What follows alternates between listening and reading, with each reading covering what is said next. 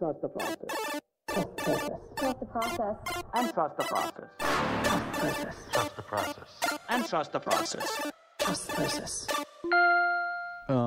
This process. Processus, le podcast. Avec Mathias Brunet et Simon Snake Boisvert. Trust the process. Trust the process. Saison 2, épisode 9.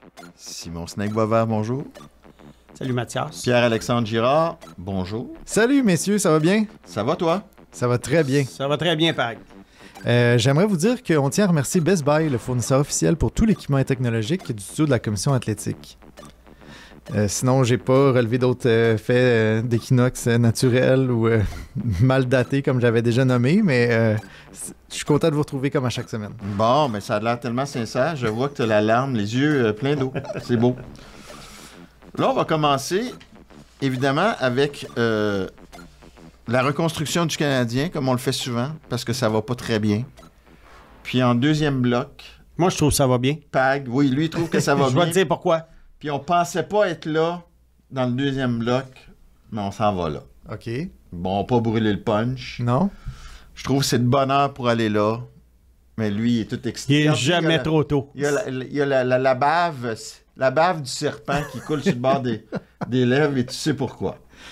Lui, ça va très bien. Ouais. Le fan, lui, il a hâte de voir le Canadien gagner. Mais le serpent, lui, il se répand sa petite bave, son petit venin, parce que ça va annoncer quelque chose de bien l'an prochain. En tout cas, regarde, on va commencer par le commencement.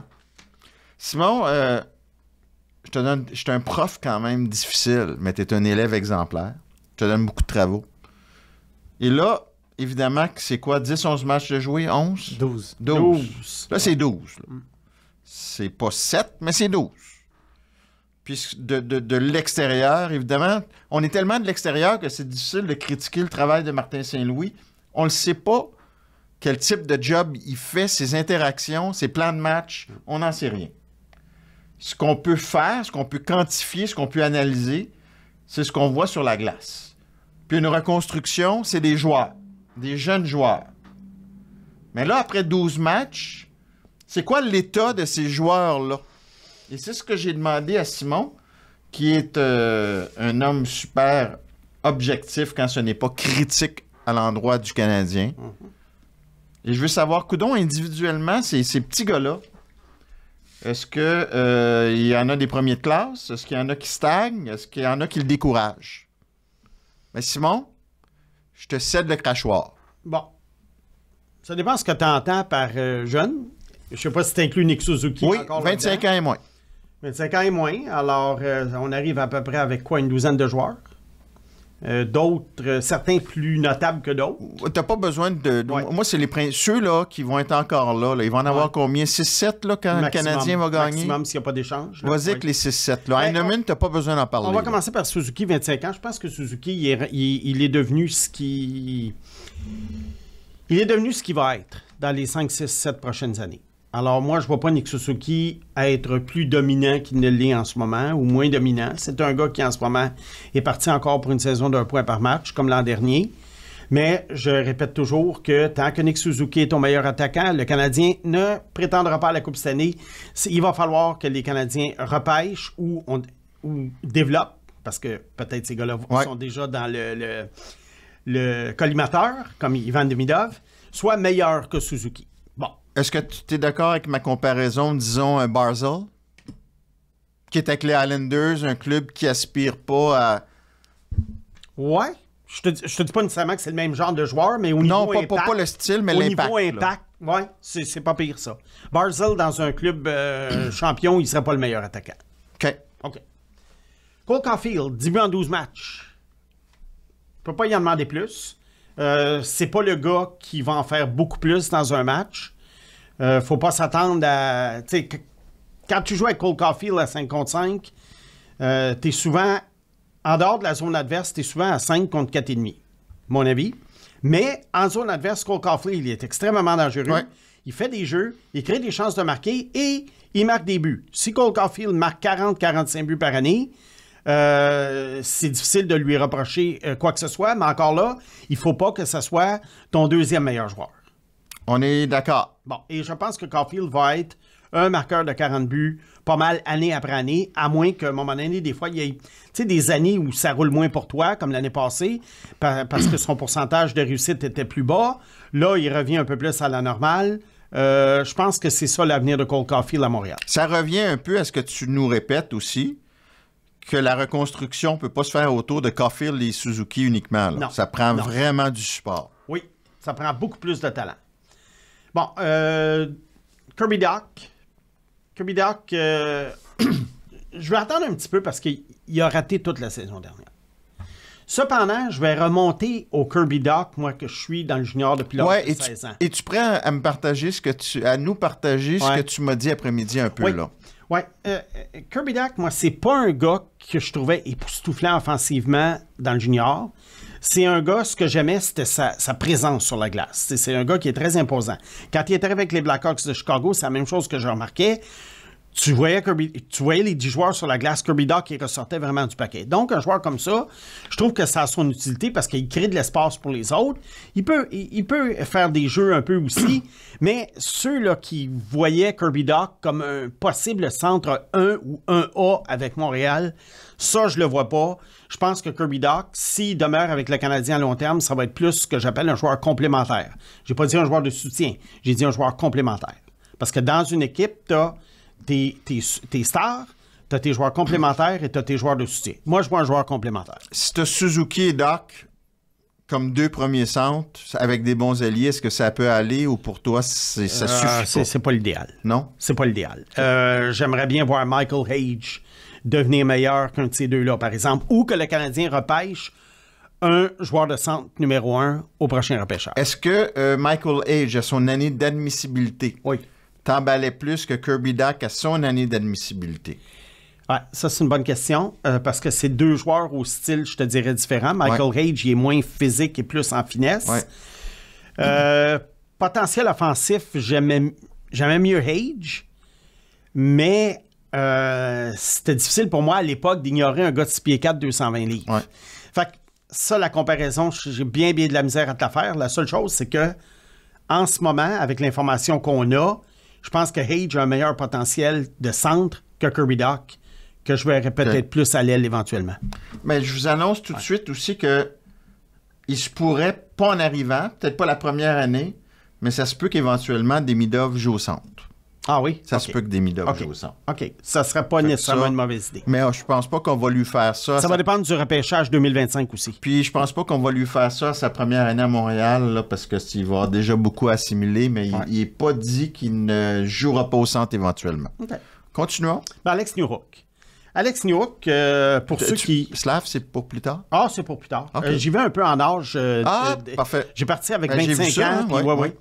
Alex Newhook, moi, je te dirais...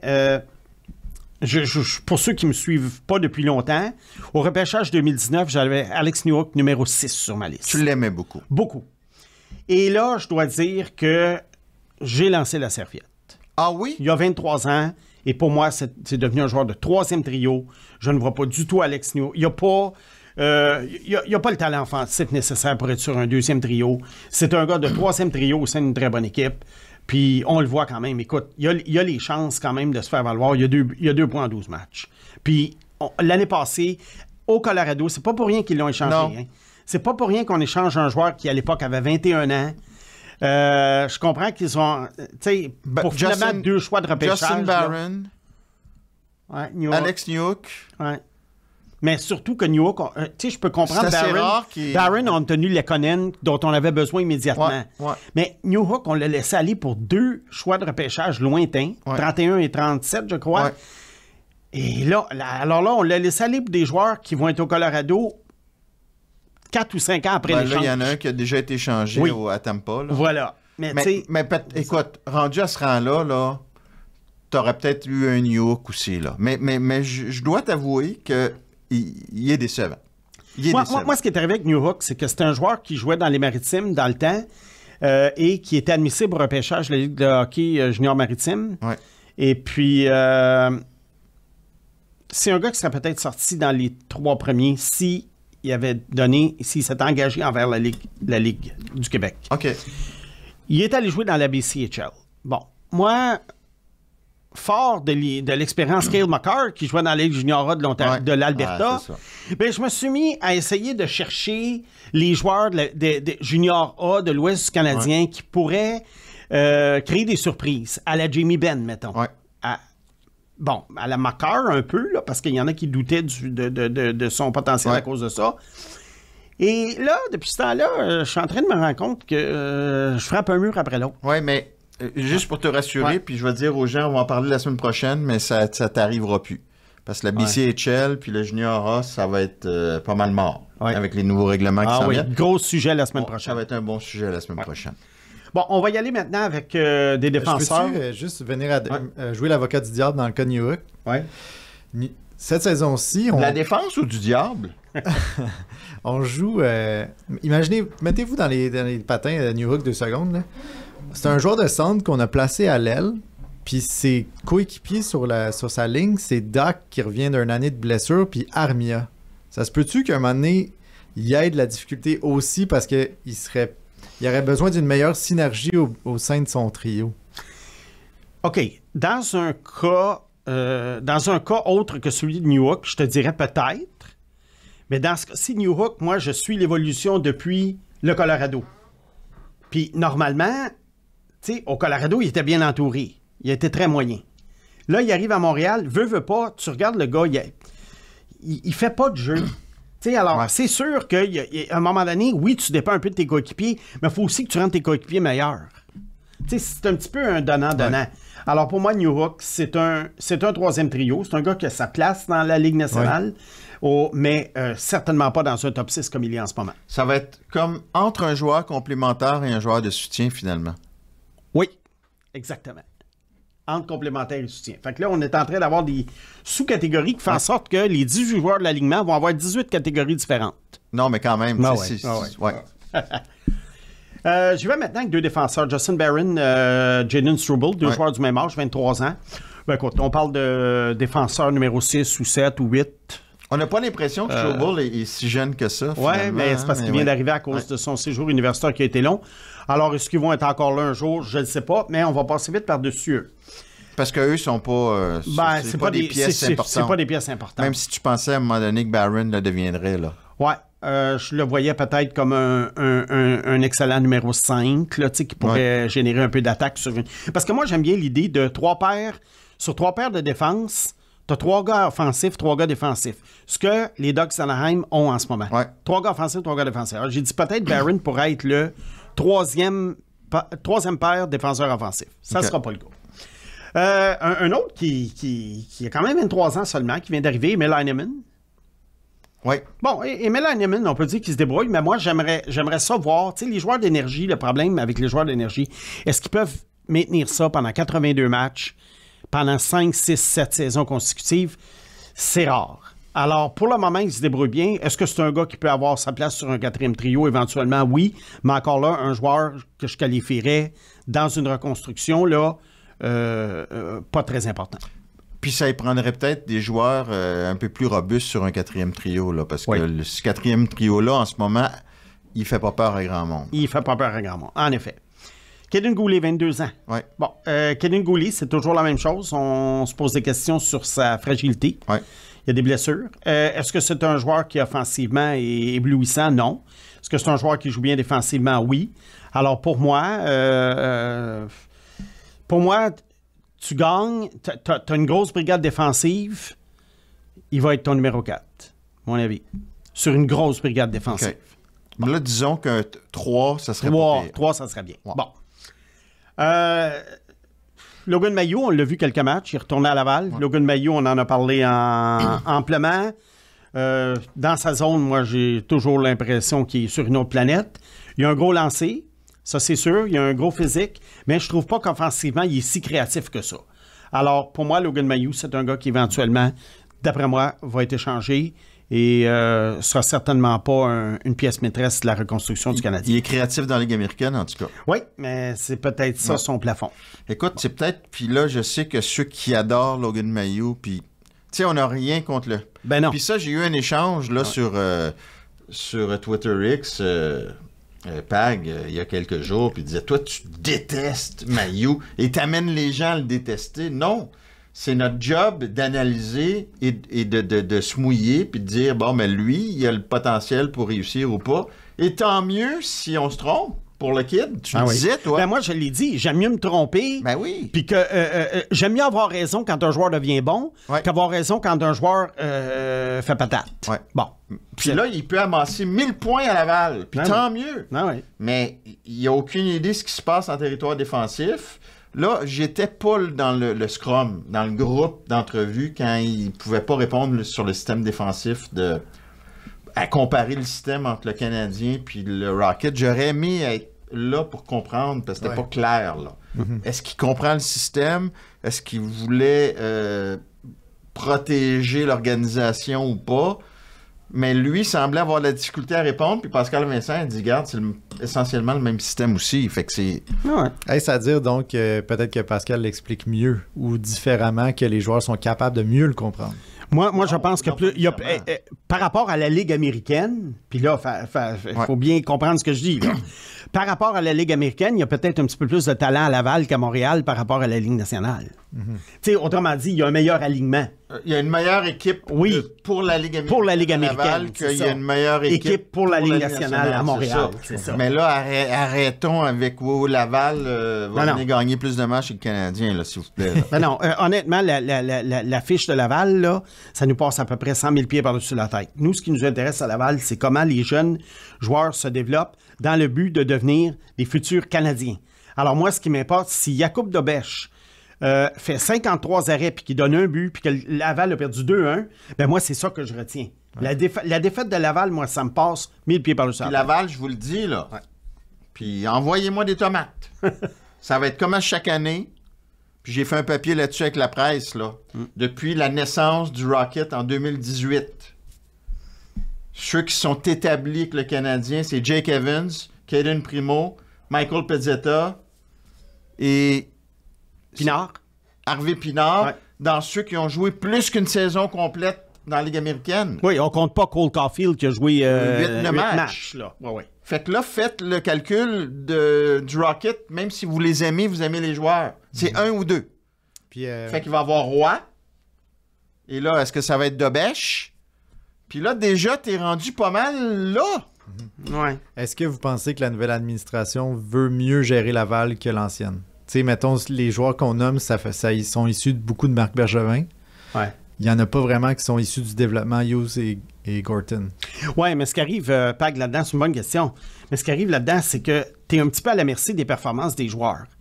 Tu sais, il y a deux façons de bâtir un club école. Il y a les joueurs que tu fournis suite au repêchage et il y a les joueurs que tu signes à des contrats de Ligue américaine ou des contrats à 2 volets pour des gars comme Condotta, par exemple. Bon. Si les gars que tu repêches sont tellement bons qu'ils méritent de faire le club tout de suite, ben, tu les envoies pas à Laval. Alors, d'une certaine façon, tu nuis, entre guillemets, à ton club école. Mais c'est pas grave. Tu sais, si tu repêches, je ne sais pas moi, un Michael Hage. Et Michael Hage, lui, il sort de l'université, il n'a pas besoin d'aller à Laval. Oui, mais là, tu peux nommer Slavkovski, Hudson, c'est ça. même Struble. Ben oui. Alors, c'est pour ça que je te dis, la fiche de Laval, là, elle dépend de beaucoup de facteurs. Tu sais, admettons que Lane Hudson aurait commencé à Laval, puis qu'il y aurait 8-1. Puis Lane Hudson est rappelé, puis là, après ça, il perd sa game de suite. Mettons, là. Ouais. Mais c'est pas grave, tout ça. Oui. Ben non. Mais moi, à Laval, en ce moment, ceux qui m'intéressent, c'est vraiment Joshua Roy et... Owen Beck, peut-être? Owen Beck, peut-être. Oui. Et Engstrom, je ne sais plus. On verra. Tu sais, on va lui donner une année. Tout ça va se régler. Tu sais quoi? Tout ça va se régler tout seul. C'est ça. Bon. Ça se règle toujours tout seul. Oliver Kapanen, 21 ans. Ouais. Écoute, quand même le 3e plus jeune joueur du Canadien. Oliver Kapanen, on le voit, là, le talent offensif, la créativité n'est pas là. Est-ce que c'est un gars qui pourrait tenir son bout sur un 4e trio éventuellement? Peut-être. Mais un 4e trio beige. Oui. Un 4e trio beige. C'est le genre de gars qu'il faut qu'il joue sur un des 3 premiers trios. Mais moi, je ne le vois pas dans un 3 premiers trio. Alors, est-ce qu'il va devenir un joueur qui va se promener dans la Ligue nationale ou qui va simplement s'en retourner en Europe et bien gagner sa vie là-bas? On verra. On est-tu d'accord? Un 4e trio, là? Faut qu'il y ait une identité. Qui donne de l'énergie à tes meilleurs. puis il embarque sa glace, Oui, puis ça brasse. Oui, puis tant mieux patine. s'ils peuvent provoquer des choses. Puis là, t'as Caulfield et Suzuki qui se disent « Hey, let's go! » On se réveille sur le banc. Oui, puis provoquer des choses. Bah. Je te dis pas marquer 20 buts chaque, Oui. mais au moins avoir des chances de marquer. Oui. Bon. Bon, alors il reste les deux, là, tout seigneur, tout honneur. Les deux joueurs 20 ans, les deux plus jeunes. Oui. Lane Hudson, Juraj Slavkovski. Bon. Lane Hudson, comme je t'ai dit, Mathias, il y a 12 matchs de jouer. OK? C'est un gars qui a jamais joué une saison complète junior, tu sais, typique de 60 et quelques matchs, plus les séries, plus les tournois. Donc, c'est un gars qui, dans la NCAA, joue une quarantaine de matchs. Pour moi, c'est une année d'adaptation. Puis, à coup de 24 minutes par match. Ça adapte pas pire. Oui, mais à coup de 24 minutes par match, puis tu sais, on en a parlé souvent. Le hockey du mois d'octobre, c'est une chose. Toi. Le hockey d'après les fêtes, c'est d'autres choses. Alors là, je pense qu'Hudson, il a été jeté dans la gueule du loup. Il essaye beaucoup de choses. Ça marche souvent, mais ça crée des revirements aussi. La question est de plus que les autres, excuse-moi. Là. Quoi? Il en fait-tu plus que les autres? Il en fait plus que les autres. Le revirement sur le but de Crosby samedi, c'était Madison. Oui. Mais tu attention, le vois quand même, mais il prend quand même beaucoup de risques. Alors, il s'agit de savoir... moi, j'aime pas ça évaluer des joueurs sur 10 matchs. Puis mais on dirait que quand c'est Hudson, tu ne veux pas les évaluer sur 12 matchs. Puis n'importe quand c'est les qui. Autres, non, n'importe qui, je les évalue pas. Mais tu peux dire, puis tu l'as déjà avoué il y a quelques semaines, qu'il faisait mieux que tu pensais. Fait, garde, il joue quand même du bon hockey, c'est que faisait mieux que je pensais. C'est que moi, il fait mieux que je pensais dans le sens qu'il n'y a pas quelqu'un qui l'a ramassé puis qui l'a pas assommé. C'est pas Victor Mété, là. Non, mais moi, dans le sens qu'il fait mieux, c'est que il fait mieux dans le sens que je pensais que quelqu'un le ramasserait puis il l'assommerait à la ligne bleue. Je parle pas de ses prises de décision. Ouais. Défensivement, il est efficace. Il y a un côté efficace, mais c'est quand même un petit joueur, Mathias. Ben oui, mais Mathias, c'est ça. Il de dire qu'il est efficace, il dit qu'il oui, mais Mathias, on peut-tu donner 2 saisons à un joueur avant de mettre une étiquette dessus puis d'arrêter de capoter sur le... USC Pouliarvi. Il s'adapte bien. USC Pouliarvi a un tour de chapeau dans un match pré-saison, OK? Oui, puis mais là, Lane Hudson a 9 points en 12. Il y a 7 points. Il y a 7 points cette année en 12 matchs. Avec les 2 points de l'année passée. On peut-tu attendre un peu? Le gars, c'est un joueur particulier. OK, petit coup de tête à gauche, petit coup de tête à droite, petit coup d'épaule. On n'a jamais vu ça avant. On peut-tu voir si la Ligue nationale va s'adapter? Mais dans le fond, je pense que... Ben, Simon, c'est quoi ton point, en fait? Je pense que je le comprends pas. Qu'est-ce que tu comprends pas? C'est quel point que tu essaies d'amener par rapport à Hudson? C'est qu'il y a un profil jamais vu. Et les gens savent tout sur Hudson après 12 matchs. Moi, j'attends. OK. Tu comprends-tu? Ouais. C'est ça mon point. Ils savent tout sur un gars qui n'a jamais existé. Tu sais, alors qu'il y a d'autres gars... C'est un compliment de taille. Tandis qu'il y a d'autres joueurs, tu les vois aller, puis tu dis, OK, ouais, ça me fait penser à ça, le pattern, c'est ça, il va y arriver ça. Je te dis pas qu'on a toujours raison, mais on a des pistes. On a des pistes. On voit Alex Newhook, là, j'ai vu ça 1000 fois. Fait qu'autant dans ce que tu dis, je suis certain en t'écoutant que tu serais prêt à dire, si jamais il se révèle à être meilleur que tu pensais, tu vas être prêt à le dire. De la même façon que s'il est moins bon qu'on pense, tu vas le dire aussi. Oui. Mais c'est le type de joueur, puis c'est ça qui m'étonne. Peut-être parce que c'est le Canadien. Non. C'est le type de joueur que tu pourrais tellement affectionner, ça. C'est ton genre de joueur. Oui. Mon genre de joueur dans les comparables, peut-être boiteux, mais en tout cas pas si boiteux que ça, ça serait Quinn Hughes. C'est pas boiteux pantoute. Non, mais je veux dire, Quinn Hughes, il est petit, il a de la misère défensivement, mais Quinn Hughes, c'est un joueur quand même un petit peu plus traditionnel. Coup de patin fluide qui déjoue des joueurs. L'autre, en zone adverse, il danse de gauche à droite. On n'a jamais vu ça. C'est ton style quand même, t'aimes le talent. Oui, j'aime le talent, mais j'ai mes réserves avec un joueur au physique comme ça qu'à un moment donné, il y a un coach qui va dire aux joueurs « ramassez-le ». Je pense qu'il y en a quelques-uns qui oui, mais il y a 12 matchs. Ouais. Tu sais, c'est comme n'importe quoi au baseball, là. T'as des recrues qui arrivent, là. Le premier mois, là, ils ont 460 de moyenne. Là, à un moment donné, il y a des rapports de dépistage qui sortent sur les gars. Là, les coachs lanceurs vont dire, OK, lui, la balle courbe, il est pas capable. Lui, lance-y à l'intérieur. À un moment donné, il y a un ajustement qui va se faire. Et comme je t'ai dit, Pag et Mathias, Hudson a jamais joué 82 matchs. Ouais. Mais je pense que celui dont tu t'apprêtes à parler, dont tu n'as pas parlé encore, va se faire ramasser encore plus souvent dans sa carrière que Lane Hudson. Tu parles de Slavkovski. Oui. Ben oui, c'est une cible, hein? Ouais. Ben oui, c'est une cible. Je l'ai aimé samedi, moi. Oui. l'as aimé, samedi? Depuis le début de l'année, je te dirais... j'ai aimé mieux Slavkovski la deuxième moitié de saison l'an dernier. Nonobstant les points, là. Ouais. J'ai aimé mieux Slavkovski la deuxième moitié. Moi, j'aimerais voir Slavkovski. Oublie pas, là, tout est relatif. C'est un premier choix au total. Ouais. Premier choix au total. Ils ne se ressemblent pas tous. Tous ne sont pas des Crosby, des McDavid et des Celebrini. Mais c'est quand même un premier choix au total. J'aimerais le voir être plus une genre de locomotive. Il est rendu à sa 3e année. J'aimerais le voir faire plus de jeux. Mais tu viens de dire que Hudson, c'est le seul qui n'a pas de comparable. C'est quoi le comparable de Slavkovski, d'abord? Le comparable. Écoute, ça, là, les noms, je te l'ai déjà dit. Oui, c'est mais pas tu ça. viens de me dire que... Non. Ils ont tous des comparables. Ils ont tous des comparables dans le sens, dans le genre de joueurs. Des Slavkovski, on a déjà vu ça. La question est de savoir, tu sais, des gros gars qui prennent de la place, qui ont certaines habiletés, mais qui ne sont pas nécessairement des grands fabricants de jeux. Ouais. Moi, j'ai hâte de voir Slavkovski passer à l'étape suivante. Il est une des clés de la reconstruction du Canadien. Il a été choisi premier au total. Ouais. C'est comme Ivan Demidov, c'est comme Reinbacher. Ce sont des clés dans le repêchage. Hey, Reinbacher, ça... Tu sais, au moins, Hudson, là, il y a une affaire qui est formidable. Il était repêché 62e. C'est ça. Alors, en principe, tes attentes sont de zéro. Brett Kulak. Ben, il a été repêché au même rang que Kapanen. Ben 62, oui. je Ben pense, oui. ou 61. Ouais. Bon.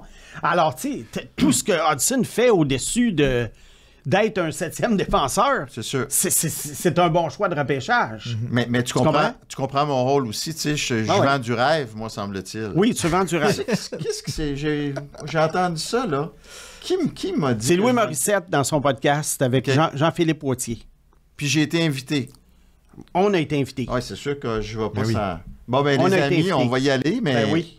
les deux avec avec notre petit serpent. Ouais, ouais. Fait que... On va quand avoir vous du fun voulez. à débattre. Ben, puis, Louis, il peut m'inviter. Ça il va être Louis et moi contre toi puis Jean-Philippe. Ben, Louis, il peut Parce que Jean-Philippe, il te défendait. Ah oui. Mais Louis peut me texter, hein. Il a mon texto. Bon, il hésite jamais à me voilà. texter sur Kotkaniemi. Fait que je sais pas pourquoi il me texte pas pour m'inviter à son balado. Ça me fait plaisir. J'adore Louis. Ça, c'est des textos que j'aime, ça. T'écœurer sur Kotkaniemi. Et d'ailleurs, je lui dois un souper. J'ai dit, bon, mais on va régler notre dette. Puis, Bon, écoutez, Ouais, écoute. balado entre la poire et le fromage. entre la poire et le fromage. C'est ça. Est-ce qu'on va manger? Ben, on s'en vient. Bon. Je vais me faire Alors, le porte-étendard très- de la commission, puis je vais dire, faisons un épisode conjoint pour que ça soit juste pour les deux balados. Ah, tu vois. Écoute, trêve de pub des autres podcasts. Là, Oui, c'est ça. quoi qu'on aime bien quand tous les podcasts réussissent. Il Ouais. n'y a pas personne qui est en compétition avec personne. Mais non. Alors, ben, c'est ça. C'est ça mon évaluation de Parfait. Slav. Alors, je suis toujours... je suis intéressé. Je suis intéressé par Slavkovski. Puis, c'est ça. Mais je pense que c'est une analyse pas mal juste Ouais. qui rejoint beaucoup de trucs. Ouais.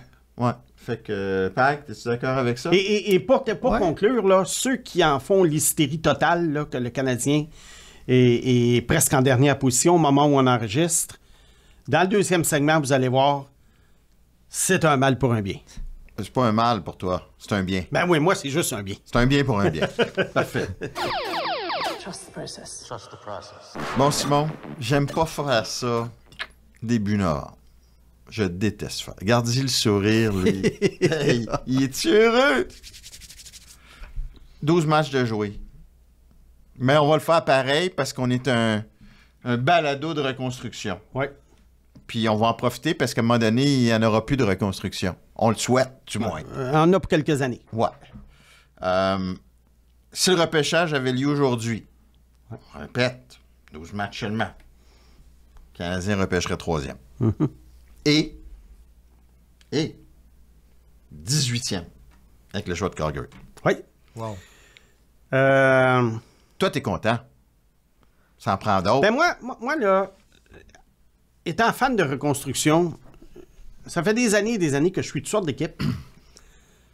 Puis, tant que je vois pas que le noyau est prêt à éclore ou est Comme en tu train dis souvent. d'éclore, et que là, c'est le temps d'aller chercher, comme Chicago avait fait dans le temps, un Marian Hossa. Je me dis toujours, tant qu'à boucher des trous comme Détroit le fait, pour finir un petit peu plus haut au classement, pourquoi pas finir dans la cave? On est déjà rendu là, imagine. Oui, bon. Là, À l'attaque, on a Suzuki, Caulfield, Slavkovski, Demidov, Doc, H. Oui. À défense, on a Reinbacher, on a Hudson, on a Goulet. Oui. Dans les on verra là, piliers. pour le reste, oui. Là, c'est quoi la prochaine? Disons que le Canadien repêche dans le top 3. Là. Disons le scénario optimiste. Le Canadien, d'après moi, a 3 besoins. Ouais. Et, curieusement, dans la première liste sortie par Scott Wheeler, The Athletic, qui est une liste, je te dirais, qui est assez consensuelle, parce que c'était assez intéressant. Là, on est seulement au mois de novembre. Mais si on regarde toutes les listes publiques qui sont sorties, c'est les 7 mêmes joueurs qui sortent les 7 premiers. Ah oui. Hein. Mais avec une couple de permutations. Y a-tu une démarcation? C'est-tu 7 top ou après 2 ou 3, ça casse? Je te dirais qu'il y a peut-être une démarcation après peut-être 4. Fait que les 4 premiers, c'est du béton, là. Ouais, dépendant comment les équipes voient ça. Non, mais écoute, qui aurait dit en novembre l'an dernier que Beckett-Seneca sortirait 3e? Ouais. Bon. Alors, c'est pour ça que c'était préliminaire. Mais en novembre, t'avais-tu 4 bétons?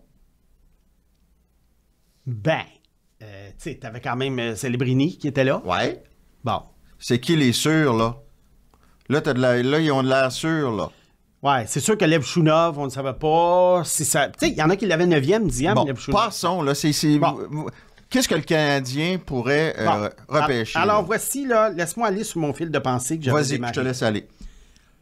Le Canadien, en ce moment, idéalement, ça serait le fun qu'ils aient un joueur de centre supérieur à Suzuki. Oui. Ou un très gros attaquant, tu sais, qui fait peur et qui marque des buts. T'sais, ils ont déjà Slavkovski, un autre. Oui, mais non, mais regarde les Kings de Los Angeles des années de Coupe Stanley, là. Quand tu voyais rentrer en zone, là, Kopitar, la ligne des 70, là, avec Tanner Pearson, puis bon.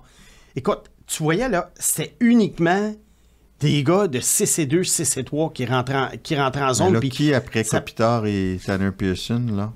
Il y avait une ligne... il y avait Jeff Carter. Il y avait une ligne d'attaque qui était vraiment, vraiment épeurante à l'époque. Justin Williams qui arrivait. Il y avait Kopitar. Oui, il y avait Dustin Brown. Ouais. Il y avait Mike Richards. Il y avait Jarrett Stoll. Je te dis pas que c'était des vedettes. Il y avait Jeff Carter. Je te dis pas que c'était des vedettes. Ouais. Mais c'était des gars qui faisaient peur. Okay. Ces gars-là rentraient dans la zone, puis tu disais... Wow, tu sais, les défenseurs sont aux aguets. Okay. Là, le Canadien aurait besoin de joueurs comme ça. Tu sais, des gars là, qui donnent des coups de patin là, sur la glace, puis tu sens là, que un coup de patin puissant, là, puis qui fait peur aux défenseurs adverses. Slavkovski n'est pas encore là. Ouais. Suzuki, Caulfield, c'est pas le cas. Caulfield, c'est le gardien qui est sur les talons quand il rentre, pas les défenseurs. C'est ça. Alors, puis tu regardes ça, Floride, c'était la même chose. Tu sais, c'était épeurant avec Barkov et compagnie, avec Matthew Tkachuk. Alors, et le troisième besoin, d'après moi, c'est un vrai défenseur numéro 1 qui peut jouer 25 minutes par match, bon dans les deux sens de la patinoire, qui patine, qui sort la rondelle de la zone et qui a un très bon potentiel offensif. C'est quoi ta priorité numéro 1? Moi, je pense que c'est le défenseur. Ah oui? Ouais. Moi, je veux un défenseur... Tu veux pas un centre meilleur que Suzuki, là? Tu m'as dit que... Je veux vraiment un défenseur parce que c'est une position plus importante, puis ça part de là. Le Canadien a besoin de son Makar. Puis t'en as un, là? Oui. Un Makar? Ben, non. Makar, c'est Dieu. Mais il y a un joueur qui, d'après moi, à la défense en ce moment, est absolument hallucinant et va être un véritable général à la ligne bleue pendant 15 ans et va être un candidat au Trophée Norris. OK. Bon. Il s'appelle Matthew Schaefer. Défenseur gaucher qui joue à Erie, dans la Ligue de l'Ontario. Il mesure 6 pieds 1. Il a manqué le début de la saison. Il avait une mononucléose. Il est revenu au jeu. Il a joué quelques matchs. On dirait qu'il n'a pas perdu le beat. Et ce que j'aime beaucoup, date de naissance, 5 septembre 2007. Oh, okay, c'est un gars jeune, qui vient d'avoir 17 ans. Ouais, toi, en partant, quand ils sont plus jeunes, t'es favorable. Il y a un an de plus que les gagnés au mois d'octobre. Ouais. Bon. Alors, ça... Un an de moins. Un an de moins, c'est ça. De plus de développement, c'est ça que tu veux dire? Oui, de plus de développement, c'est ça. Merci de me sauver. Ouais. Matthew Schaefer, là, c'est un gars qui a un coup de patin fluide. C'est un gars qui est capable de jouer défensivement de façon très calme, sortir de la rondelle de la zone, jouer sur le jeu de puissance, jouer en désavantage numérique. Je ne suis pas capable d'y trouver un défaut. C'est pas un Sam Dickinson. C'est une autre coche qu'un Sam Dickinson. C'est une autre coche que Sam Dickinson. Mais je suis pas capable d'y trouver un défaut. Est-ce que ça va être un gars de 90 points par année? Pas nécessairement. Puis ça, je te dis, c'est pas Cale Makar. Mais c'est un gars, là, à qui que tu mets sur ton premier duo de défenseurs, puis tu le mets 25 minutes, là, puis le coach, il relaxe pendant ces 25 minutes. Ça ne tente pas de jouer de la droite, non? Faut qu'il soit gaucher. Pourquoi il faut qu'il soit gaucher? Je te vois venir, Mathias. Lane Hudson, premier défenseur.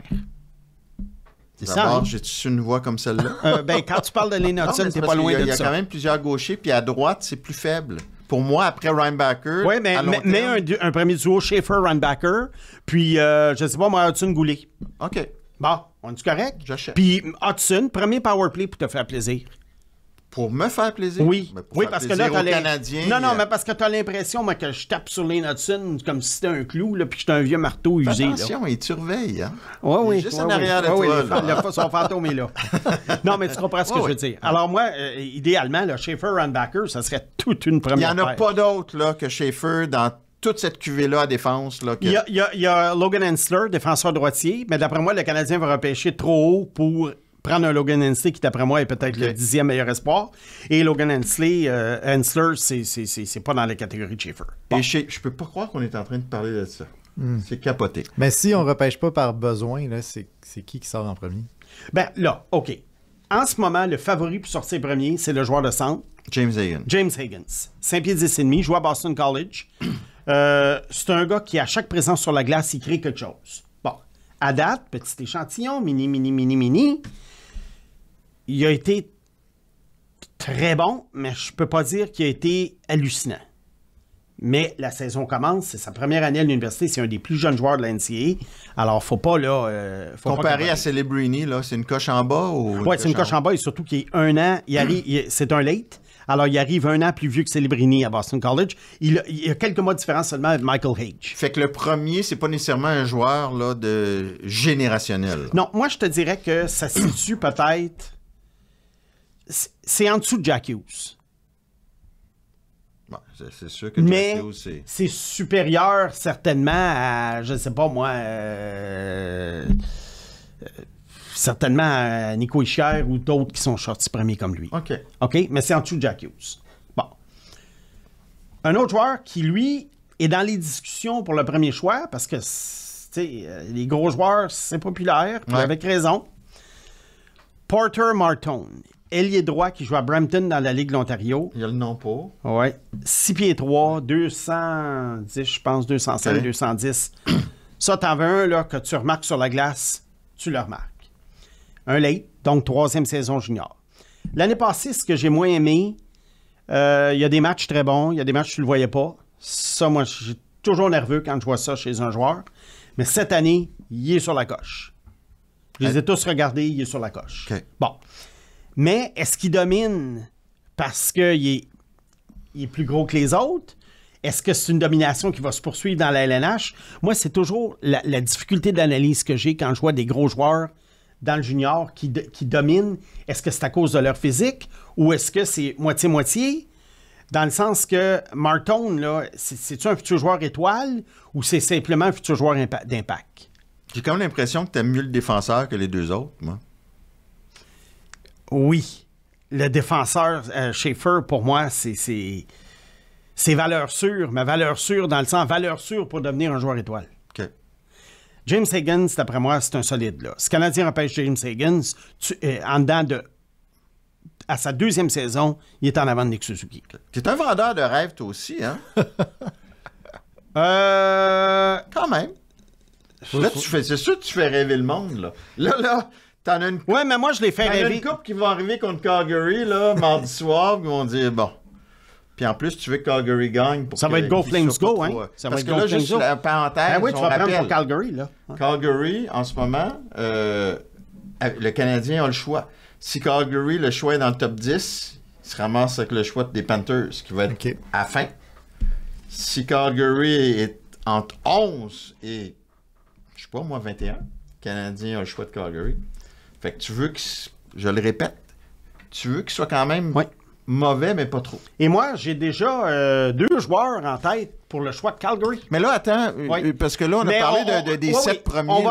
On va finir avec les 7 premiers. S'il te plaît. Les 4 autres, c'est des joueurs de centre. Ça tombe bien? Parce que Canadien, c'est pas garanti qu'ils ont choix top 3 non plus. Des joueurs de centre qui vont être meilleurs que Suzuki? Potentiellement, je te dirais qu'il y en a 2, d'après moi, oui. OK. Edge sera pas meilleur que Suzuki? Je pense pas. OK. Bon. Le 4e sur la liste de Wheeler, Michael Misa. Ouais. Michael Misa, les amateurs de hockey junior, le nom leur dit quelque chose parce que ça a été un joueur qui a joué dans le junior à l'âge de 15 ans, ce qui est très rare. Il joue à Saginaw. Il a joué en Coupe Memorial l'an dernier avec le club champion. C'est un gars qui a peut-être pas, à l'âge de 15 et 16 ans, répondu aux attentes absolument démesurées qu'on a envers les joueurs exceptionnels qu'on imagine tous des Connor McDavid. Mais cette année, il est en feu. Et je pense que Misa, là, il a seulement 17 ans. Il est à sa 3e saison junior. Il joue dans la meilleure ligue junior au monde. Quel style de joueur? C'est un gars. C'est un joueur qui n'est pas tellement imposant physiquement, 6 pieds, mais pas très, très gros. Mais c'est un joueur de finesse qui a surtout un très bon lancer. Et qui est bien placé, toujours bien placé pour faire des jeux. Et je te dirais que il est, ça, c'est un potentiel centre numéro 1 dans une équipe. OK. Alors, si le Canadien, mettons, glisse un peu, c'est pas garanti qu'ils vont être top 3, là. Michael Misa, encore là, un gars qui pourrait devenir le centre numéro 1 du Canadien. OK. Il n'y a pas beaucoup de chances qu'il soit mis à l'écart. Ça faisait plusieurs semaines qu'on n'avait pas entendu de choses. Puis, OK. Est-ce que j'ai même pas... Ah non, écoute, c'est correct. Puis c'est pas méchant, mais j'ai pas... Non, j'étais plus concentré sur le fait que ce que Misa pourrait dépasser Higgins. Ça m'étonnerait parce que, sais-tu quoi? Premièrement, Higgins joue dans la NCAA. Il joue bien, quand même. Ouais. Et c'est tellement dur pour les recruteurs. Lorsqu'ils ont identifié, il y a 2 ou 3 ans, le premier choix d'une certaine année. Comme Shane Wright, là. Comme Shane Wright. C'est donc difficile. Il faut vraiment que le gars les déçoive. Ouais. Et Higgins, à droite, je peux te dire, sans être hallucinant, il ne déçoit pas. Okay. Il y a également Porter Martone qui est dans le décor. Ouais. Bon.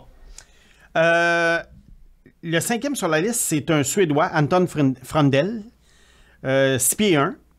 Il joue à l'aile dans la Ligue de Suède, mais lorsqu'il joue dans le junior en Suède, il joue au centre.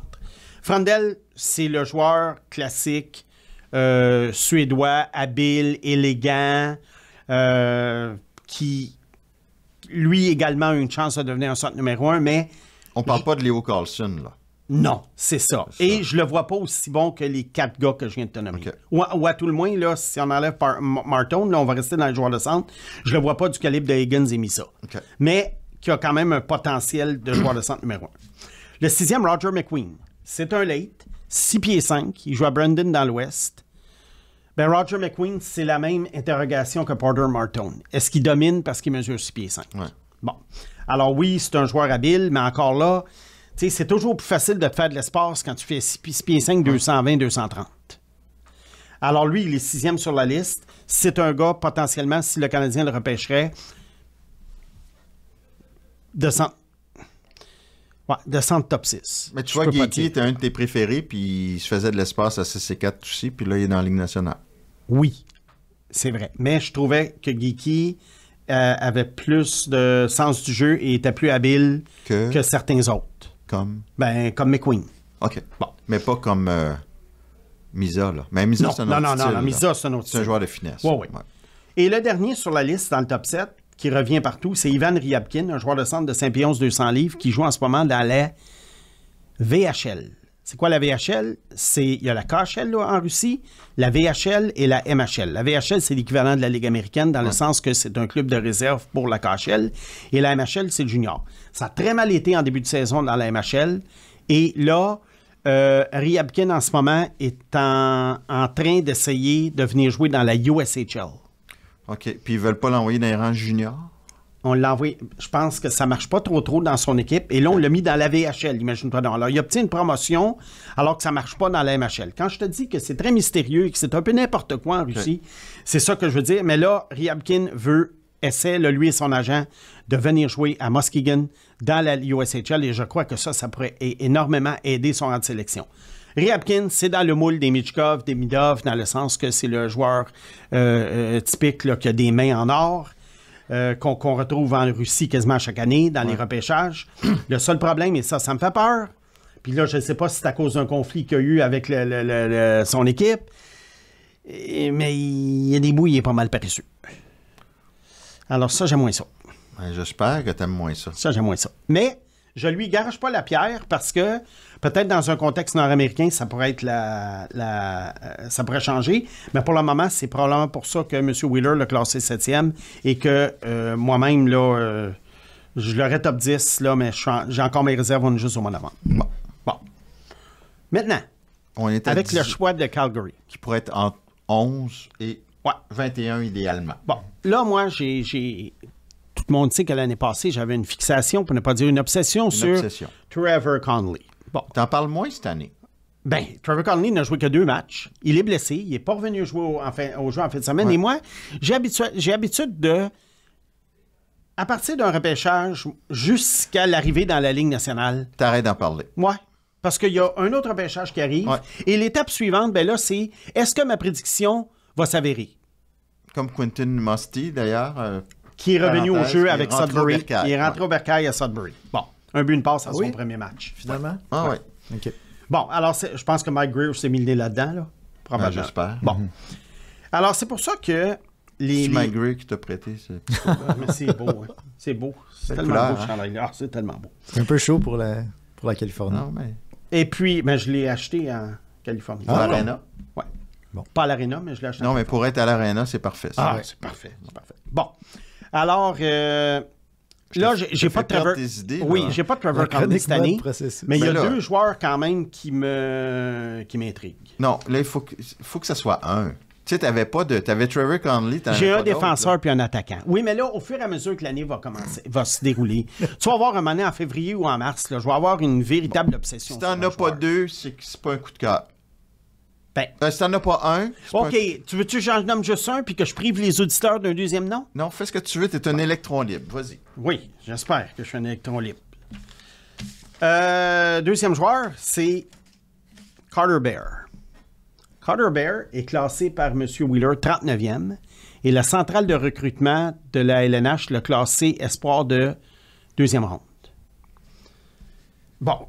Je pense qu'ils vont le regretter. Tous les gens qui ont donné ce classement-là à Carter Bear, pour employer une analogie, une métaphore que j'utilise souvent, devraient prendre rendez-vous avec un optométriste. C'est clair. Bon.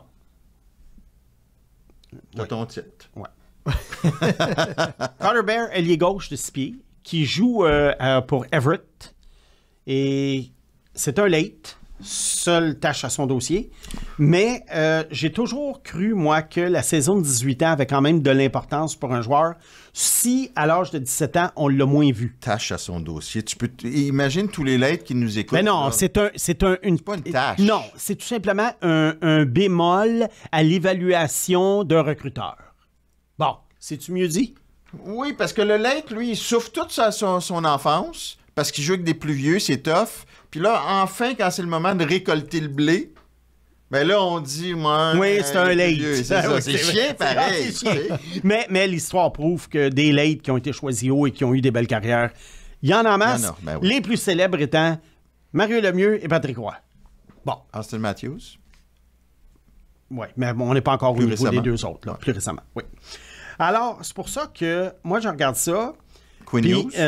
Oui, Quinn Hughes. Écoute, il y en a plein. Alors, mais moi, je dis toujours que c'est un bémol parce qu'ils sont plus difficiles à évaluer parce qu'ils s'en sont souvent rendus à leur 3e saison junior et non leur 2e. Ouais. Mais dans le cas de Bear, qui a moins joué l'année passée, là, il a été élevé d'un cran et c'est un gars qui peut tout faire. Il patine bien, il a des bonnes mains, il a un bon lancer, il a un bon sens du jeu. Puis, mine de rien, il fait des buts, des points, personne n'en parle. C'est quoi sa fiche? Je vais regarder ça, Mathias. Ouais. Mais là, je t'aurais pas pris à brûle-pour-point, mais puisque tu me parles de sa fiche... Non, mais elle est très impressionnante, sa fiche, là. Puis il joue avec Landon Dupont, c'est ça? Il joue avec Landon Dupont. C'est comme ça il a attiré mon attention parce que je regarde tous les matchs de Landon Dupont. 15 ans. Meilleur défenseur de 15 ans que j'ai jamais vu de ma vie. Et là, c'est pour ça que je me suis attaqué à Everett. Et en 16 matchs, Carter Bear a 14 buts, 13 passes, 27 points. Alors, on parle quand même d'un joueur qui a... 2 points par match. 1,75 par match, quand même, né le 4 novembre 2006. Alors, aujourd'hui, au moment d'enregistrer, c'est sa fête. Alors, on lui souhaite un bon 18e anniversaire. Et c'est la première fois qu'il peut rentrer légalement dans les bars au Canada. Ben, ça dépend des provinces aussi. En Ontario, c'est 19 ans. Alors, je ne sais pas dans l'Ouest, là, mais en Ontario, c'est 19. Moi, j'ai mon idée pourquoi ils veulent pas trop en parler. Ils veulent pas vendre la peau de l'ours. OK. Non, elle est quand même bien. Elle est bien. C'est correct. Bon, alors lui, un joueur à surveiller dont on va reparler cette saison. Je ne sais pas où est-ce que je vais le classer. Il sera certainement pas dans le top 5. Faites-vous-en pas, faites pas de syncope, là, les analystes d'espoir qui me trouvent fou à chaque fois que je sors du consensus, là. Mais il va être pas mal plus élevé, d'après moi, que son rang de repêchage. Et d'après moi, c'est un gars qui va surperformer son rang de repêchage. C'est la définition de coup de cœur pour moi. Un gars qui, d'après moi, va surperformer son rang de repêchage. Alors, ça serait ta cible pour le Canadien avec son deuxième choix de premier tour. Oh oui. L'autre joueur que j'ai un petit peu dans le collimateur, mais qui me... Tu sais, il est plus difficile à évaluer, là, c'est parce que c'est un Russe de la MHL. OK? C'est un défenseur russe. Kurban Limatov, mais que M. Wheeler a quand même classé 25e. Okay. Donc, OK, je ne suis pas mûr pour l'asile, là. Non. C'est un défenseur gaucher de 6 pieds 3, 198 livres. Et lui... même dans la MHL, là, il ressort du paquet. OK? Il transporte la rondelle. Il y a un physique d'homme. Il joue bien dans les deux sens de la patinoire. Il donne des mises en échec. Il se replie. Il est capable de jouer sur le power play. Alors, vraiment, je pense que c'est un gars qui, d'après moi, il va aller en s'améliorant. D'après moi, ça va être une courbe ascendante.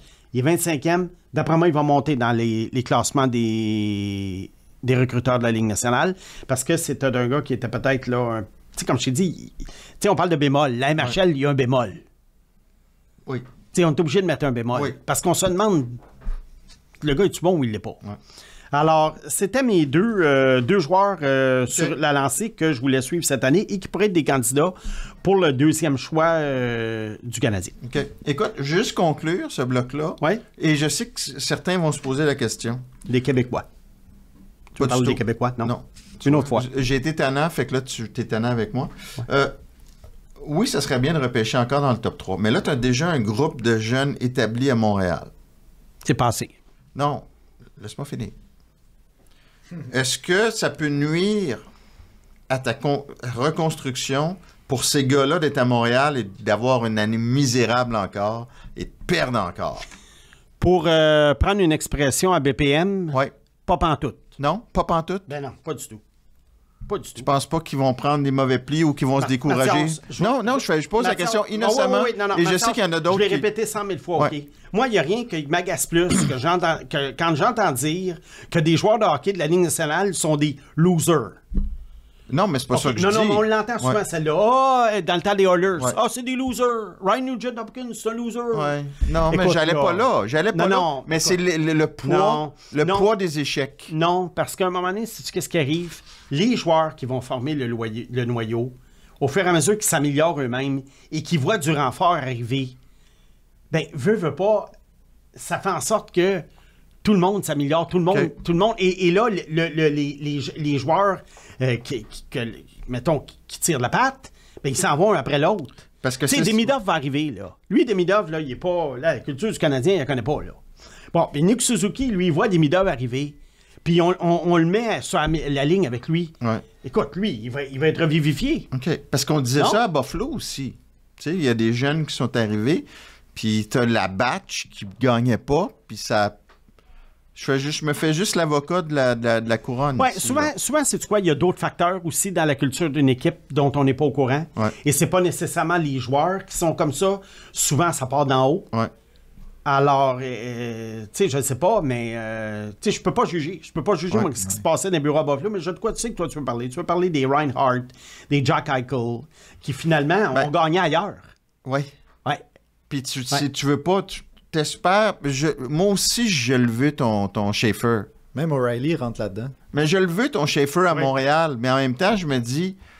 Si le Canadien repêche dans le top 3, ça va être une autre année quand même de merde. Là. Pas juste une année où tu es compétitif, une année de merde. Là. Oui, je suis d'accord avec toi. Fait que j'espère que ça nuira pas au développement des autres. Oui, mais là, peu importe ce que tu souhaites ou pas, si c'est une année de merde, c'est une année de merde. À moins de dire que le Canadien devrait faire ça pour empêcher que ça soit une année de merde. Alors là, ils vont faire quoi? Ils vont chercher une runbacker pour aller chercher un scoreur de 35 buts de 32 ans? Non. Tu sais, c'est ça. Mais c'est parce que, aussi, juste renforcer sur ton point, Mathias, que je partage quand même ton opinion, on a la pire statistique de plus-moins, le Canadien, depuis... Le nombre d'années m'échappe, mais c'est comme le pire, là. En 20 ans, je pense. C'est quelque chose aussi pire que ça. Ouais. Fait qu'on a juste régressé. Fait que je peux pas concevoir que collectivement, les gars sont pas en train de s'améliorer défensivement. Ça va faire mal à long terme. C'est sûr. Oui, mais Pag, il restera pas beaucoup de joueurs de l'équipe actuelle quand ils vont gagner, s'ils gagnent. Alors, on s'en fout. On s'en fout carrément. Regarde à San Jose, McLean Celebrini arrive cette année. Là, il a joué un match, là, il va jouer. Là. Ça va être une année épouvantable à San Jose. Je pense que dans les 12 attaquants des Sharks en ce moment, il va en rester 2. Mais nous, on disait en début d'épisode qu'il en resterait à peu près 7 quand on va être en incluant les défenseurs. Puis ouais. C'est beaucoup là, sur 23. Puis tu as déjà le garde Slav est à sa 3e année. Suzuki, c'est quoi, 5 ans? Caulfield, 4-5 ans. Ouais. Qui finissent dans... Mais tu sais, McDavid, Draisaitl, Nugent Hopkins, c'est sûr. Quand ils sont arrivés, là, avec Peter Chiarelli, ça roulait pas fort. Fait que non, moi, j'ai aucune inquiétude. Chaque année est une nouvelle année. Il y a un nouveau regain de vie au camp d'entraînement. Il va y avoir un buzz autour de certains joueurs. Demidov arrive. Un premier choix de cette année arrive. Michael Hage arrive. Non, moi, j'ai zéro inquiétude de ce côté-là. C'est pas ça qui m'inquiète. Moi, c'est dans n'importe quelle reconstruction, il s'agit de savoir, est-ce que le mix qu'on crée est bon, le mix de joueurs, et dans la construction de l'équipe, et 2, est-ce que les joueurs qu'on a repêchés ont suffisamment de talent ou vont plafonner? Moi, c'est plus ça. Mais l'idée que le premier groupe de jeunes qui arrivent est dans une équipe perdante pendant quelques années, ça, moi, c'est zéro inquiétude. Parfait. C'est le fun parce que sinon, c'est comme la dose de vitamine D là, dans dépression saisonnière. Ouais, elle fait du bien, ça. Ouais. Trust the process. Trust the process. Simon, on est rendu aux équipes. Et là, je suis content que tu aies choisi cette équipe-là pour cette semaine parce que j'ai besoin de réconfort. Ah, pourquoi? Ben, tiens, j'ai un autre pool avec des vieux amis. Puis je pense qu'on choisit comme 15 attaquants, puis c'est les 12 premiers qui sont comptabilisés, ou les 10 premiers. Et mon premier choix n'est même pas comptabilisé. Peux-tu croire? Premier choix, premier tour, n'est pas comptabilisé parce qu'il y a moins de points que les 10 premiers, puis il n'est pas blessé. Laisse-moi deviner. Aïe. Elias Pettersson. Qu'est-ce qui se passe? Bon. Ben, je te laisse aller, mais c'est juste ça. On parle cette semaine de Vancouver, éliminé en quart de finale l'année dernière. Alors, on descend à chaque semaine. Quart de finale, c'est deuxième tour, ça. Hein? Oui, deuxième tour. À chaque semaine, on prend une équipe et on y va un peu par ordre de classement l'an dernier. Et on fait le tour de l'état de cette équipe-là, les contrats, les recrues, les jeunes joueurs. Bon.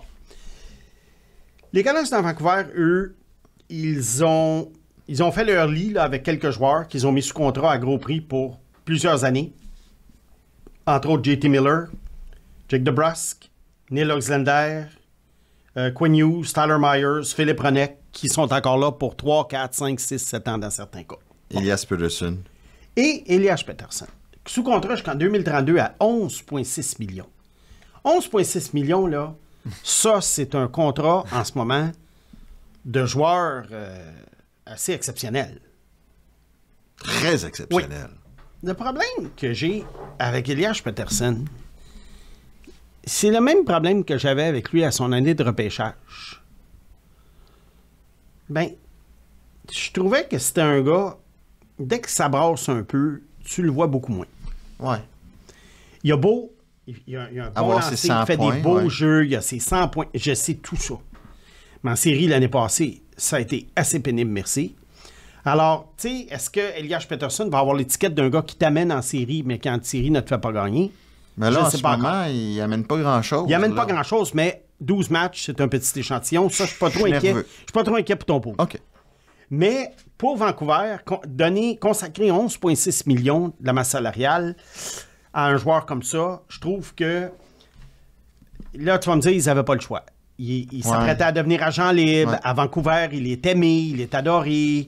Je comprends tout ça. Puis il y avait une bonne saison. Oui. Vancouver a une bonne saison, il est encore jeune. Ça aurait été un peu fou. Puis de le explorer laisser un aller, là. échange, explorer un échange, Ouais. ça aurait créé une commotion.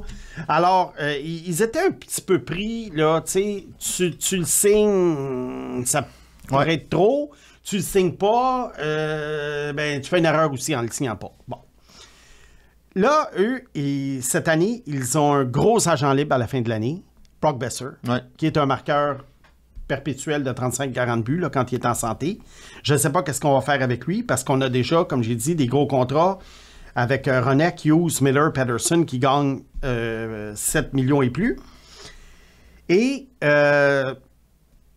Vancouver, moi, je trouve que c'est un club qui, il y a quelques années, c'était une reconstruction que je suivais. J'aimais bien le recruteur-chef, John Brackett. Qui est rendu au Minnesota. Oui, puis je me disais, ça, c'est une équipe qui se monte bien. Il a fait un très bon échange pour aller chercher JT Miller, qui a explosé rendu à Vancouver. Mais là, il est arrivé toutes sortes de choses. On est allé chercher Oliver Ekman-Larsson. Tu sais, ça n'a pas été un coup fameux. Mais au moins, ils ont réussi à Mais l'échanger. ça, c'est l'ancienne Oui, administration. ils ont réussi à là, ouais. l'échanger. Mais là, est-ce que Vancouver a très peu d'espoir de premier plan? Thatcher Demko est agent libre en 2026 et il est laissé. Gravement. Alors, et il n'y a pas vraiment de relève dans les buts. Là. Arthur Silov, Kevin Lenkinen. Tu peux pas dire vraiment là, que ça inspire confiance. Et puis à défense, là, pour compléter, le trio Hughes, Ronek, Myers, on a des gars comme Carson Soucy, Derek Forbert, Vincent Desharnais, Eric Brenston, Noah Jolson. C'est des gars qui ont fait du millage ailleurs. Là. Puis là, tu dis, bon, j'ai essayé de regarder leurs espoirs, puis je me suis dit, qui pourrait venir combler les trous pour faire en sorte que Vancouver devienne une équipe prétendante à la Coupe? Ouais, là, je regarde ça. Dans la Ligue américaine, ben, premièrement, ils ont échangé leur premier choix en 2020, 2021, 2024. Ça aide pas. Non. Dans la Ligue américaine, ils ont un ailier droit, Jonathan Lekerimaki, je l'aime bien, lui. Ouais. Oui, 4 buts, 2 passes en 6 matchs, à 20 ans. Première saison dans la Ligue américaine. Je pense que c'est un gars Bon qui sens du jeu, lui. Là, non, Moi, il je a du verrais chien. un bon joueur de milieu d'alignement. Alors ça, de ce côté-là, pas de trouble. Un défenseur que j'aille pas, mais qui n'aura pas un impact là, époustouflant non plus, mais qui est stable. Tom Wallinder. Tu l'aimais plus au Oui, début, lui. un ouais. Suédois qui a été choisi 11e en 2023, qui joue à Boston University. Il jouait avec Lane Hudson l'an dernier. Et lui, on peut dire que c'était... Lui, c'est une valeur sûre, mais pas une valeur sûre de devenir un joueur étoile. Plus une valeur sûre de devenir un top 4 stable. Mais ça s'arrête là pour Vancouver. Oui, mais la clé, c'est Peterson. C'est ça, là. Tu sais, si c'était un gars... Peterson en série. Tu sais, si ça avait été un Forsberg, là, Ouais. Peter Forsberg, Oui. là, Mais ça l'est pas. tu te dis, bon, t'as Peterson, t'as Quinn Hughes, t'as Ronek avec Hughes, Ouais. t'as des jeunes qui s'en viennent complémenter ce noyau-là, mais si lui, il produit pas quand ça brasse, tout s'écroule. Parce que, de toute façon, Miller a déjà quoi, 32? Oui, il a encore ce contrat pour 5 ans, 5 ans et demi, Ouais. ben même 6 là, si tu comptes cette année. C'est sûr que les dernières années de contrat, ça pourrait être un petit peu plus difficile, mais pour le moment, Miller, il est encore à... Fait que c'est plus fragile qu'on pense pour le... Ben moi, je pense que Vancouver va être une équipe qui va régulièrement faire les séries dans les Ouais. prochaines années. À un moment donné, on le sait, ça arrive à beaucoup d'équipes. Il y a un soubresaut, ils atteignent la demi-finale, le carré d'as. Ouais. Mais vraiment dire que Vancouver a une chance de gagner la Coupe dans les 5 prochaines années, à moins là, d'un revirement de situation incroyable ou un échange vraiment magique, moi, je ne vois pas Vancouver soulever la Coupe dans les 5 prochaines années. Parce que ça serait le fun pour eux autres. Mais c'est une équipe qui est... Un jour. C'est une équipe qui est intéressante à Ils sont passés regarder. proches Oui. Oui. dans le temps de Luongo. Oui, en Mais 2011. tu sais, Ouais. Edmonton l'a gagné, la Coupe Calgary l'a gagné, Toronto, tu vas me dire, ça fait longtemps. Ouais. Canadien. Ottawa, l'ont-tu gagné au début du 20e siècle? Ça? Ils sont rendus en finale contre Anaheim en 2017. Mais ils sont passés proches, mais alors, c'est pour ça que je te dis, moi, Vancouver, équipe intéressante à regarder. C'est des matchs très divertissants, je te dirais. Mais au point de vue performance, les fans des Canucks, là, priez pour un miracle. Oglander, plafond.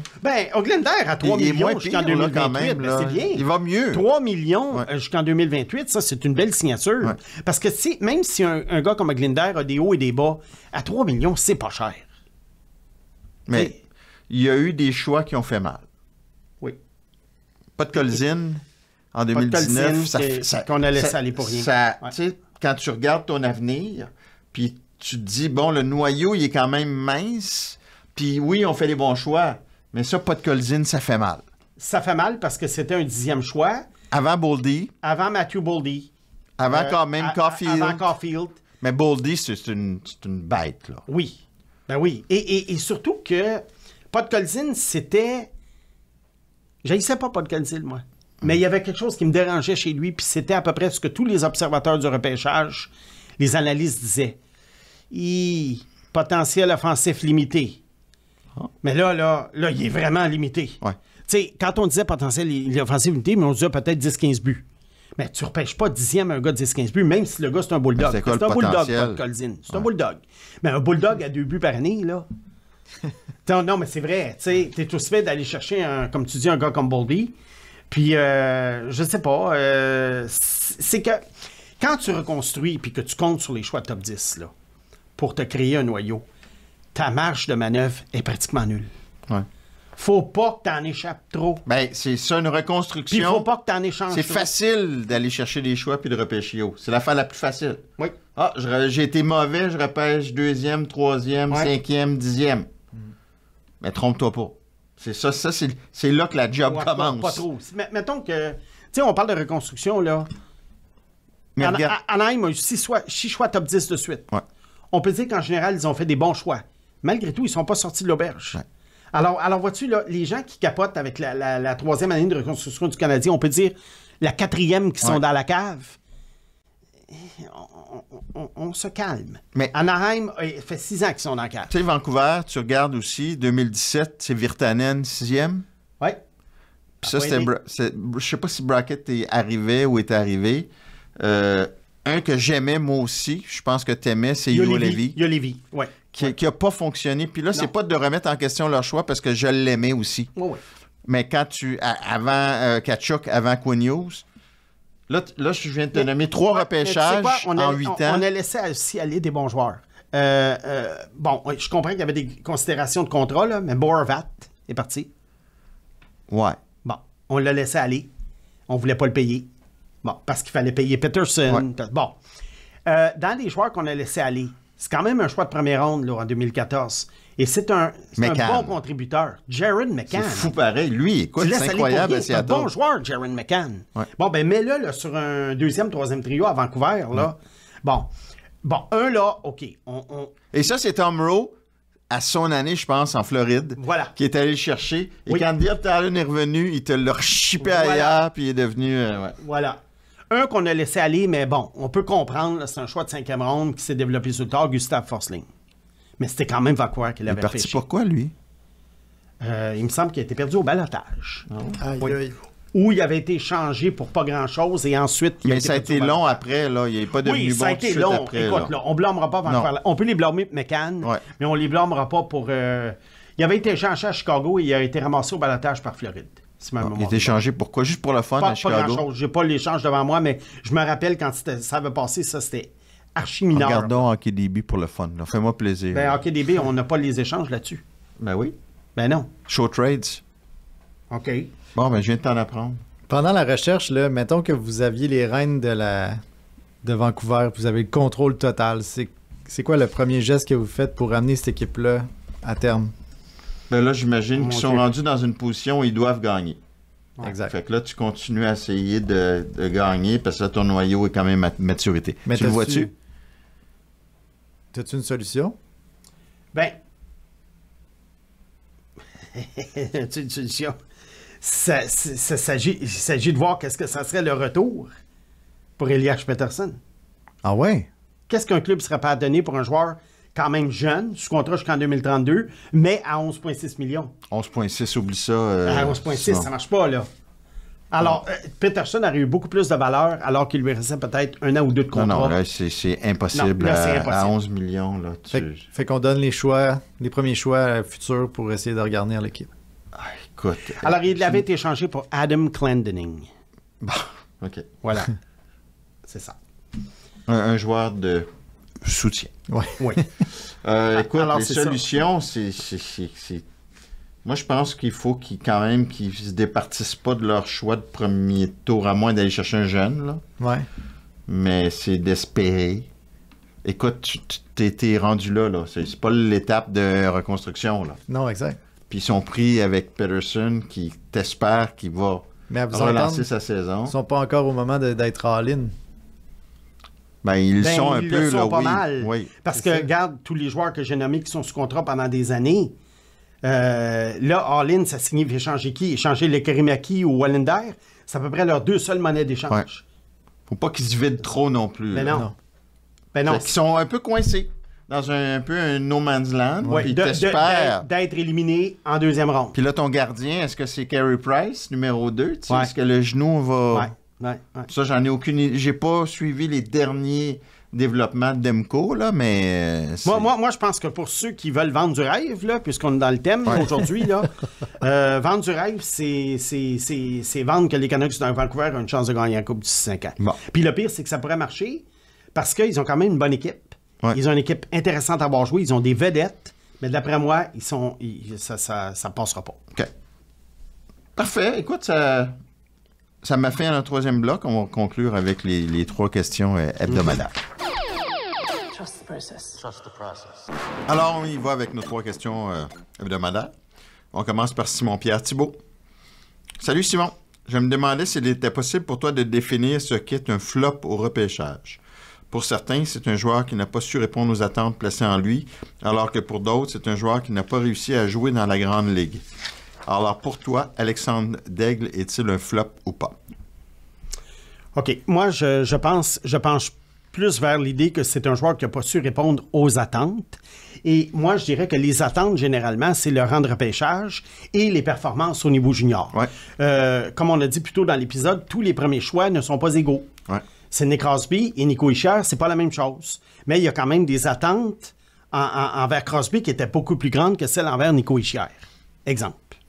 Pendant qu'on parle, regardons sa première saison à Ottawa, puis tu vas voir, les gens vont être surpris. Oui, 51 points. Ah. 20 buts, 31 passes. C'est pour un... Ouais. Jack Hughes n'a pas eu ça Ouais. à sa première année. Hischier, pas sûr. Non.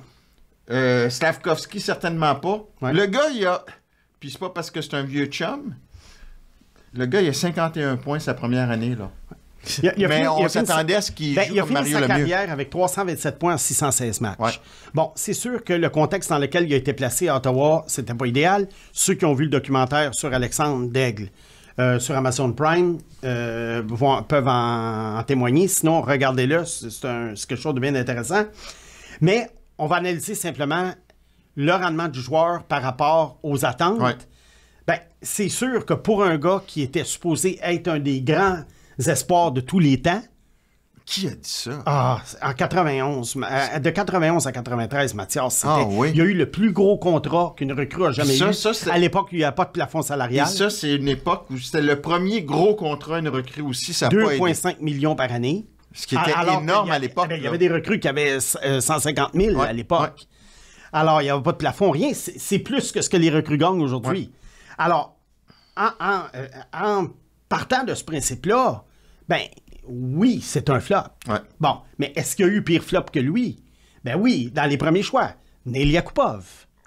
Tu sais, il n'a même pas donné l'impression qu'il serait bon. Ouais. On remonte plus loin, il y a 40 ans, analyste à NHL Network, Brian Lawton, qui a été repêché premier en 1983, qui a fait 10 équipes à peu près, et qui n'a pas produit.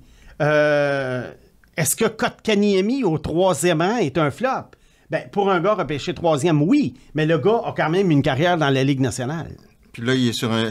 Là, ils vont... Ouais, mais là... J'ai hâte de voir. Là. Il y a un bon début de saison. Il n'est pas loin du point par match. On ne repart pas là-dessus. On est rendu en novembre, Mathias? Moi, on est rendu en novembre. Fait que, tiens, on parlait de Louis Morissette tantôt. Là. Je me rappelle pas si c'était 4 ou 5 ans. Là. Si c'est 5 ans, j'ai peut-être des chances. Puis par c'était contre, 50 points. Je vais prendre un exemple d'un gars qui a été repêché 25e. Ouais.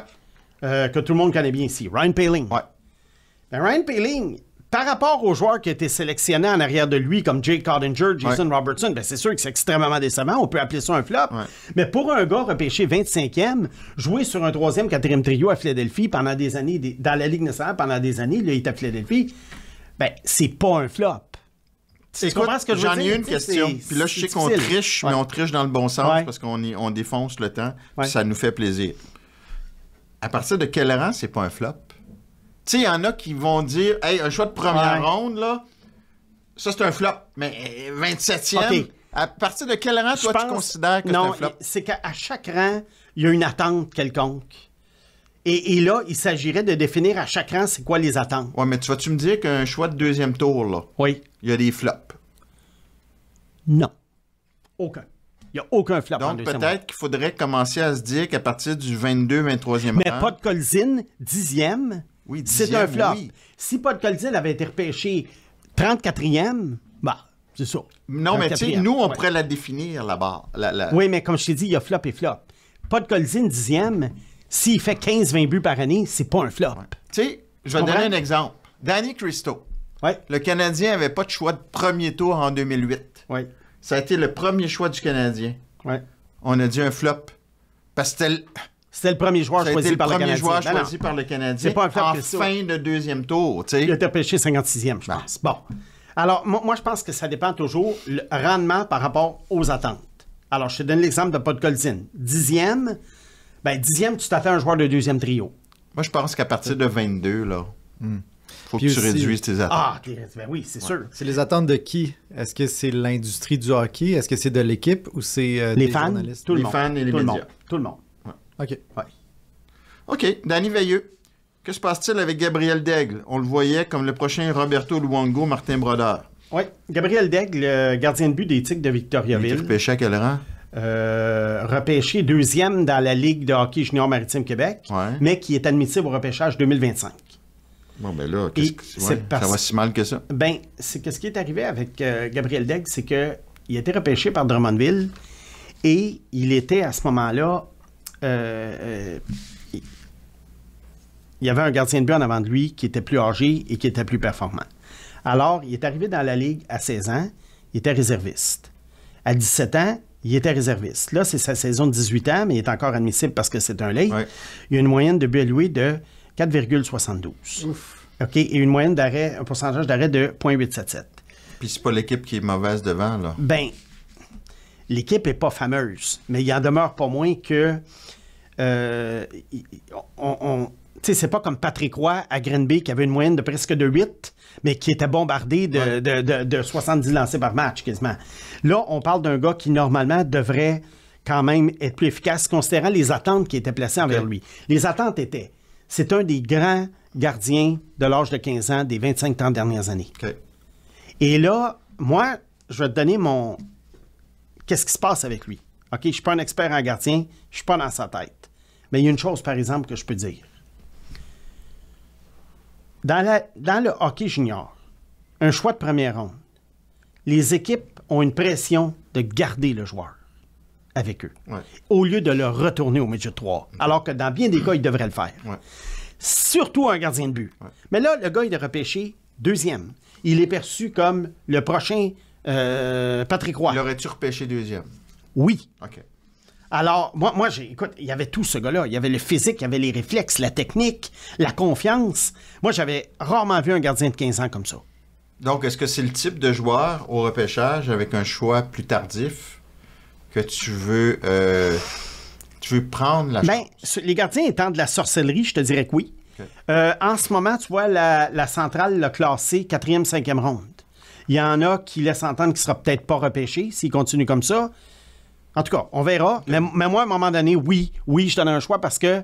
Mais je te dis, une des raisons principales, c'est d'avoir gardé un gardien de 16 ans dans la queue.